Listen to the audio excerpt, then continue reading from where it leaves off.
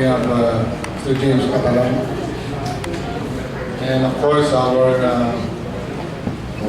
Public Affairs Officer of the National Grid. Grid or Grid? Kasi sa newspapers kasi sa Manila maraming grid na nababasa ko. Words National Grid Corporation, Miss Bambi Capulo. And our engineer from NGCP, Engineer Islam, and Miss Kathleen Pilas of the Sergeant, the other members of the Sergeant Energy Press Corps, and members of our media in this part of Mindanao. Ng papasalamat at was invited, and I'd like to congratulate the newly inducted officers. I understand this is the first press corps organized in Mindanao. So palampakan natin ang sarili. We always have that title to be always in front or always leading in all of our governmental affairs. So first itong established press corps sa Mindanao, and it's also the chartered members, I suppose. So James is now the chartered president. So congratulations po sa lahat ng mga inducted officers. Now, this evening I'd like to share with you some thoughts about how media will influence the sustainable development of our country, especially or particularly our city. Over the past years, our city, along with other localities in Mindanao, has to struggle with image building in order to escape the stigma of the media regarding the true peace and order situation in the island. You will note that in the year 2000, when then President Era ordered the attack of Camp Abubakar, that was year 2000, we were saying that okay lang yun. In a way, malayo tayo. We will not be affected because from here to Maguindanao, I think 2.5 or 3 hours. But I think you all agree with me that that attack of the Camp Abubakar really restored the tranquility of the whole island of Mindanao. The spillover of that conflict, happened, went all over the whole island of Mindanao, and actually it also reaches Luzon. In fact, we cannot help to think that the role of media really has great influence, whether to go up or go down. In this is only my opinion, that some people think that media is entirely profit-driven and money-centered, and that the role is to create unnecessary conflicts based on unverified reports to perpetuate their business interests, rather than to assist in the process of building peace and understanding. I'd like to, as an apology, if I start with a very blunt statement, but I assure you there is a good reason for it.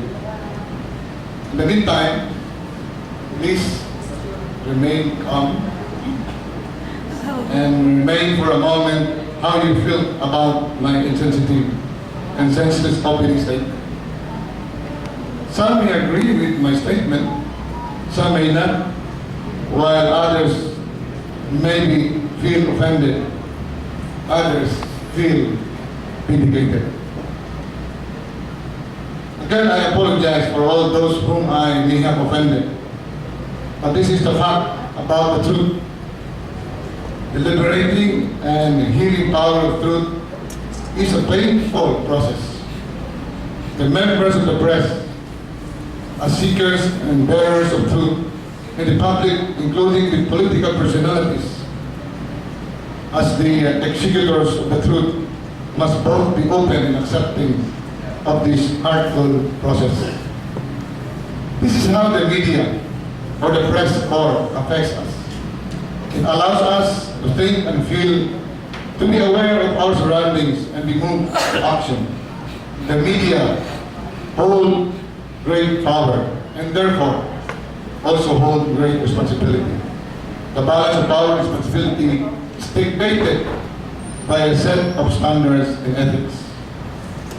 One of the leading sources on the subject of journalistic standards and ethics is the United States Society of Professional Journalists, whose preamble to its code of ethics states, and I quote, "Public enlightenment is the forerunner of justice and the foundation of democracy.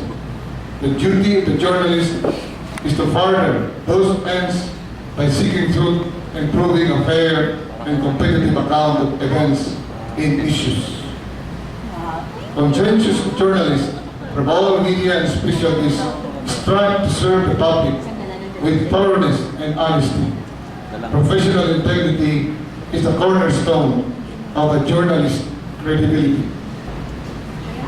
While various existing codes of conduct have some differences, most share common elements, including the principles of truthfulness, accuracy, objectivity, impartiality, fairness, and public accountability. Now, objective is to clearly distinguish between news and opinion. When reporting news, we always try to be accurate. If you should report an opinion, be truthful and impartial. These virtues must necessarily come from within. A good media professional engages in self-regulation to critique his own works and remind himself that there are ethical standards that must be adhered to. In addition to self-regulation, I would like to borrow the words of Danilo Araw, a professor of journalism at the University of the Philippines, during his lecture on journalism ethics. He said, and I quote, "Respectable journalists are wary of praise releases as opposed to press releases. Praise releases are those one-sided reporting and are often biased towards a certain entity. Of course, there will be occasions when journalists or media personnel are commissioned by an entity or an enterprise to act as their press corps. Regardless," he said, "the journalist should never abandon his code of ethics. The moment he engages in praise release, the principles of impartiality and objectivity fly out the window." Unquote. Another journalism pitfall that Professor Araw warns journalists is the danger of becoming a participant in the game show if the price is right. When you exercise the profession under promise or condition of monetary consideration, it's not the problem. Of course, as a profession, journalism should be exercised as a sustainable economic activity. What I mean is that it's not a problem actually if you are being paid to be the spokesperson of an entity or a corporation or an enterprise. Lahat naman ng trabaho binabayaran. Trabaho na yun eh. Abilidad ng mga media yun. That's not the problem. normally. However, your commitment to the truth must be greater than your love for cause. The problem is that